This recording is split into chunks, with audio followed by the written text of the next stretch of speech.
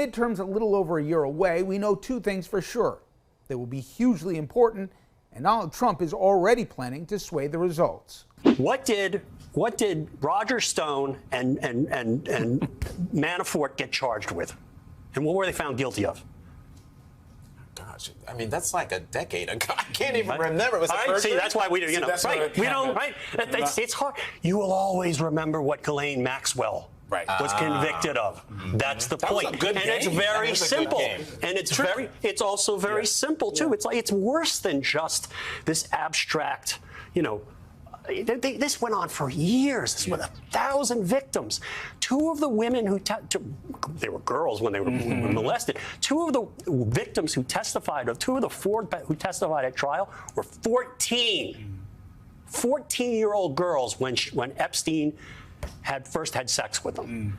And Ghislaine Maxwell was right there, telling them what to do, how to do it, taking their passports away so they couldn't get off Epstein Island. Okay, this is not going to work for Donald Trump. Okay, he does this, he's pushing a big bomb to blow himself up.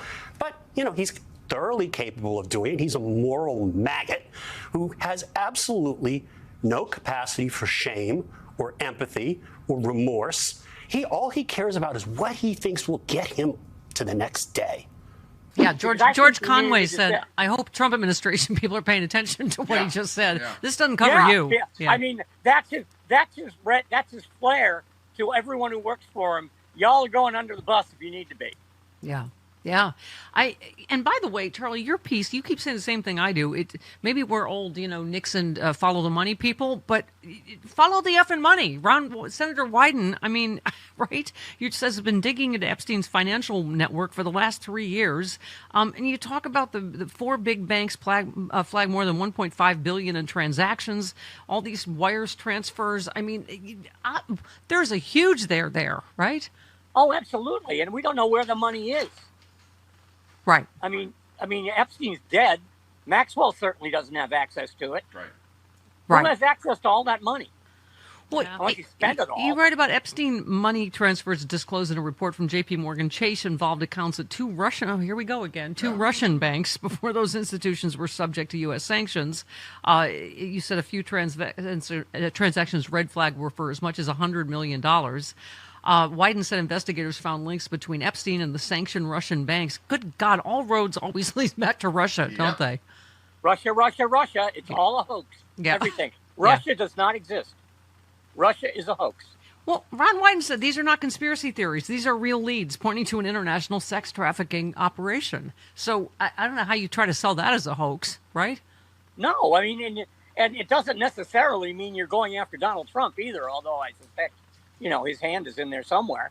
But, I mean, you're going after, international, well, I would have to say bank fraud, because I can't believe that, that they sent all this money over there and had it on the subject line, child sex trafficking. I suspect it was sent under other rubrics. Yeah.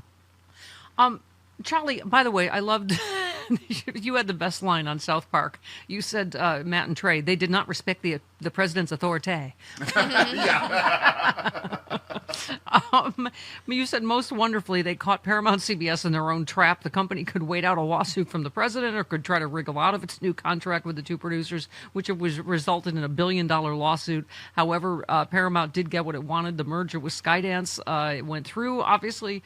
And then you said predictably the White House birthed a bovine over the episode. But I mean, the other thing is, like, they had to know this was coming. I think they said the White House was giving it a heads up. Yeah. I know Bob Seska's like, oh, this merger is not going to go through now. And I'm like, it obviously did, Charlie. Yeah, I mean, you don't pay $1 billion for an irrelevant TV. Exactly. Show. Right. Yeah. Oh, I have offered to be irrelevant for a lot less. Unless you're as dumb a businessman as Donald Trump. Right. Then you might do that, But Charlie, you've been in journalism for so long. Do you ever think you'd read a headline, New CBS News Bias Monitor will report to Trump? Yeah, who will that be, I wonder? Because it's going to be appointed by Larry Ellison's kid. Yeah. Who's it going to be? Like Charlie Kirk, maybe? Yeah. Candace Owens needs a job. Yeah. She's in the middle of a lawsuit. She needs the money. She needs some. Yeah, she needs some serious jack. Absolutely. This is why I chose "It's the Democracy Stupid" T-shirt for today. Here's another one. Heritage Foundation president urged right-wing state legislators this month to decharter liberal cities and replace them with, quote, state municipal districts. He said, we're in the second American Revolution, which he explained, saying we're renewing sovereignty and self-governance and faith in fellow man. He showed no apparent recognition of the glaring inconsistency between his declared support for sovereignty and self-governance and his demonstrated contempt for the democratic choices made by voters in cities who disagree with his agenda. This is the same crap they tried in Michigan. Yes. Right. Where they took over Benton Harbor. Mm-hmm. Except it's writ large now. Right. You know, that's all Project 2025 was a collection of really bad ideas that had been festering in the right-wing fever swamp for 25 years. And they just put it all together in one big lump and then elected a senile madman, allegedly, to run the government. This guy said, well, when we have cities like Austin or Nashville or other capital cities whose local government is not representative of the will of the people, decharter them and establish them as state municipal districts in the name of common sense. He called his hometown of Austin, his adopted hometown of Austin, Texas, he described it as a once great place that's been taken over by Marxists. Oh, for God's sakes. There are no Marxists. There are no Marxists in the Chili Collar Bar. He's keeping Austin weird, but not in a good way. Right. Yeah. I was going to say he's making Austin weird in the worst possible way. So because you support the sports as well, I was mentioning how I thought the foreign press does such a better job than our press. I love this. Trump was confronted during a press engagement Sunday about whether he was in a bad mood because of the lousy day of golf he had. Is it because you're a dictator or a crappy golfer? Which is it? So he, of course, did not admit to a poor round, despite cheating, obviously.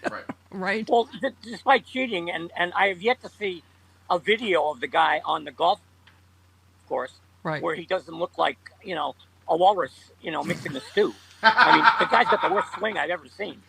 Ball, he's got a terrible, terrible case of the shanks. Yeah. The ball always goes off to the right. Did you see the recent one where he whiffed completely and then he just walked off the tee like nothing happened? Just nobody saw. It's on tape. The ball's down there. I meant to do that. There. That's not my ball on the tee. Yeah. The ball's down there. Yeah. The ball's down there right where I'm going to drop it when I get there. He can't ever admit to anything. He's like, the golf was beautiful. It's like, oh, okay, well, we didn't see what we saw. All right, so I'm going to pick my other most embarrassing moment when he was overseas, when he was sitting next to the Prime Minister, UK Prime Minister Starmer, and he said, I'm not a fan of your mayor. I think he's done a terrible job, nasty person. And Prime Minister's like, he's a friend of mine. And Trump's just like, he's done a terrible job. And it's endlessly soul-shatteringly humiliating when he's overseas. Well, not just that. I don't know. Have you seen the video of him sitting next to the president of the EU? Yes. The woman who's desperately looking for like a trap door somewhere, where he starts raving about windmills and he hates the wind. And someone's got to do a montage of foreign leaders just looking at him. It's just pure dripping disgust. This woman was looking around for her security detail. Yeah. I swear to God.